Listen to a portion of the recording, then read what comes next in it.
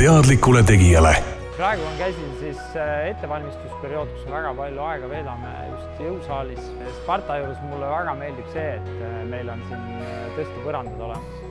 Lisaks tõstepõrandatel on väga suur muude masinate park ja vabade raskuste park, pluss siin on erinevad kohad, kus me saame erinevaid asju teha, nii dünaamilisi venitusi, vahepeal mentaalsed treeningud, ehk siis head sellised vaiksed nurgad on olemas ja see mitmekülgsus on selle jõusaali puhul hästi-hästi suur pluss. Absoluutselt super on selles suhtes teha siin Spartas, et ma isiklikult ei kujutaks ette paremaid treeningtingimusi nii klubi vaatevinklist kui ka mängija vaatevinklist, et mitte ainuüksi me ei saa siin teha jõutreeningut, vaid me saame kasutada ka siin pallisaali, mis on nii meile kui võrkpalluritele väga tähtis.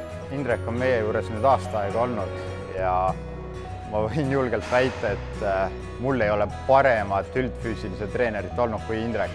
Oktoobris algab siis 100 liiga, aga novembris hakkab juba meistrite liiga, et me proovime ajastada oma vormi kindlasti selleks ajaks tippu. Sparta teadlikule tegijale.